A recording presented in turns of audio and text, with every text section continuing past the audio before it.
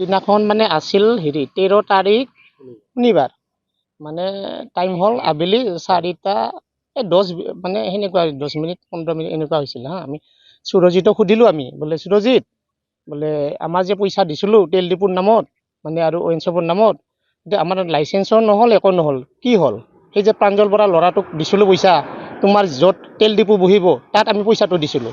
মানে কেছ পইচা দিছিলোঁ আমি যিখিনি দিব লাগে কেছ পইচা সুৰজিতৰ হাতেদি তেওঁক দিছিলোঁ হা গতিকে আমাৰ পইচাটো আমি ইমান ফাঁচাই থাকিব নোৱাৰোঁ আমি হ'ল বিজনেছ কৰা মানুহ আমি কাম কৰি খোৱা মানুহ হা আমাৰ পইচাখিনি যিহেতু আমাক দৰকাৰ যিহেতু একো নহ'ল আমি কিবা পাৰ্চেণ্টেজ হিচাপত পাম বুলি তেল ডিপুত লগ আছিলোঁ হা তাৰপিছত সেইমতে সুৰজিতে ক'লক বোলে ঠিক আছে প্ৰাঞ্জলৰ তাতে তোমালোকক লৈ যাওঁ আমি সেইকাৰণে আমি প্ৰাঞ্জলৰ ঘৰলৈকে আহিছিলোঁ আমি 4জন যিকেইজনে পইচা দিছিলোঁ অহাৰ পিছত মানে এনেকুৱা হ'ল আমি প্ৰাঞ্জলহঁতৰ ঘৰৰ বাটত মানে গেটখন খুলি সুধিলোঁ বোলে প্ৰাঞ্জল আছে নে নাই বোলে প্ৰাঞ্জল নাই প্ৰাঞ্জল নাই যে ঠিকে আছে দে আমি নবহোঁ প্ৰাঞ্জলৰ লগত কথা আছিল এইবুলি আমি ওলাই আহিলোঁ তাতে আৰু আমাক যোৱাৰ লগে লগে ৰাইজ 4জন মানে আমাক সুধিলে মোৰ লগৰ ল'ৰাটো যাই মানে তেওঁক পইচা দিছিল তেওঁলোকৰ আলহী হৈ অলপ মানে চিষ্টাৰৰ লগত কিবা সম্পৰ্ক চিষ্টাৰ মানে চিষ্টাৰে হয় প্ৰাঞ্জলৰ ঘৈণীয়েকটো তেওঁৰ চিষ্টাৰে হৈ তেওঁৰ চিষ্টাৰটো যোন মানে প্ৰাঞ্জলৰ মানে সেই ঘৈণীয়েকৰ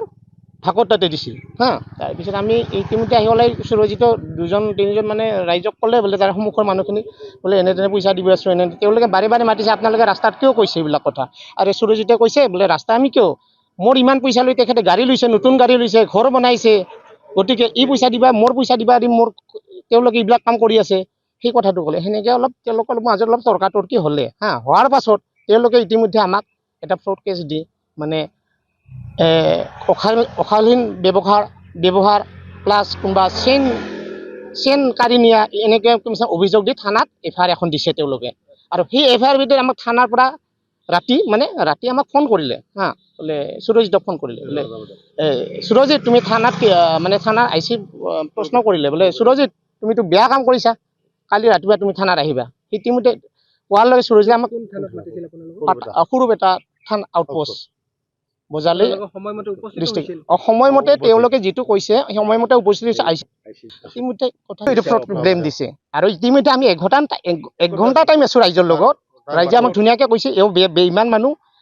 আমাৰ ৰাইজৰ লগত নাথাকে এওঁ এনেকুৱা ৰাইজতো এওঁলোকৰ কিবা এটা কেছ চলিছে সেইকাৰণে ৰাইজৰ পৰা এঘৰীয়া হৈ আছে ধৰ মানে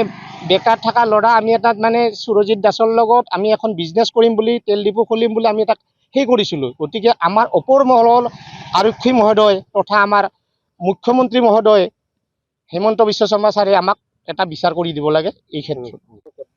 নমস্কাৰ মোৰ নাম সুৰজিত দাস মোৰ ঘৰ আঙ্গুলিয়া আমগুৰি তাৰমানে এজন প্ৰাঞ্জল চৌধুৰী মোৰ আলহী হৈ মোৰ যিটো চিষ্টাৰ বিয়া দিছোঁ তেখেতৰ নন্দেক হৈ তেনে ঘৰ চিমলাত তেনে মোৰ চিষ্টাৰক চিমলাত বিয়া দিছোঁ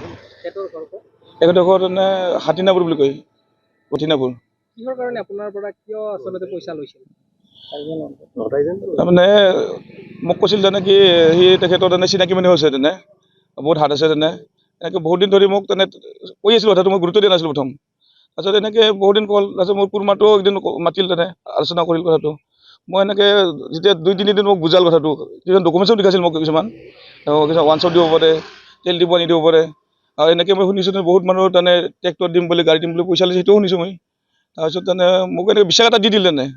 এতিয়া বিশ্বাসটো মোৰ আহিল তেনে মই সেনেকৈ ফাৰ্ষ্ট ৱানশ্বপৰ নামত পইচা দিছিলোঁ ফাৰ্ষ্ট তাৰপিছত তেল ডিপু আৰু এটা খুলি দিম বুলি ক'লে তেনে তেল ডিপু মইতো অকলে নোৱাৰোঁ ইমানখিনি কৰবা তাৰপিছত মই মোৰ লগত এই 4টা বন্ধু ল'লোঁ তেনে ইহঁতে মোক হেল্প কৰিছে পইচা দি কিন্তু ইহঁতে পইচাটো দিয়াত ইহঁতে সাক্ষী আছে তেনে মই অকলে পইচাটো লগ হৈ দিছোঁ পইচাটো আমি কিমান দিন আগতে পইচাখিনি দিয়া হৈছিল ফাৰ্ষ্ট 2024 তাৰিখটো পাহৰিলোঁ মই 2024 চনৰ পৰা আৰম্ভ পইচা দিয়াটো তাৰপিছত মই 1.5 বছৰমান হ'ল পইচা দিয়া তাত কিমানমান টকা তেখেতে ইতিমধ্যে লৈ গৈছে টোটেল পইচা মোৰ মিনিমাম 30 লাখ মান টকা দিয়া হৈছে মোৰ পৰা কিস্তি ষ্টেপ বাই ষ্টেপ নিছে তেনে প্ৰথমতে ক'ল কি ৱাটছআপখন তেনে হৈ গ'ল মই ঘৰ বনাব দিলে মই ঘৰ বনালোঁ লাইন ল'লোঁ তাৰপিছত তেনে কিছুমান ডকুমেণ্টছত আমাৰ কিবা পুলিচ ভেৰিফিকেশ্যন কিবা হৈছে এনেকৈ ষ্টেপ বাই ষ্টেপ পইচা লৈ আছে মোৰ পৰা তাৰপিছত ক'ল কি এই যিটো এই বুকিং কৰিব লাগে না হেৰি বুলি এইটো ৱাটছআপৰ হেৰিবিলাক বুকিং কৰিব লাগে এনেকৈ আৰু মোৰ পইচা ল'ল তাৰপিছত এনেকৈ তেনে ষ্টেপ বাই ষ্টেপ পইচা লৈ আছে মোৰ পৰা তেনে কোনো ধৰণৰ কাম নকৰিল আজিলৈ একো কাম হোৱা নাই তাৰপিছত আৰু এটা কথা কি মোৰ লগৰ 3টা 86 ল'ৰা সিহঁতেও মোক বিশ্বাস কৰি তেনে তাক পইচা দিছে তেনে কিন্তু তাহাৰো আজিলৈকে কাম একো নহ'ল।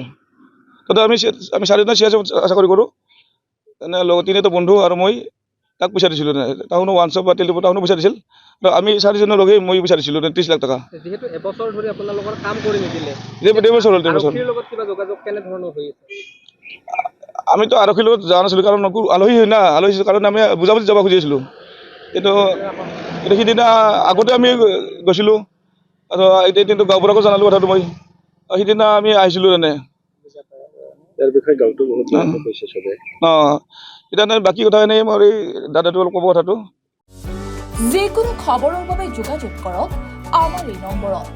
9181 307 221।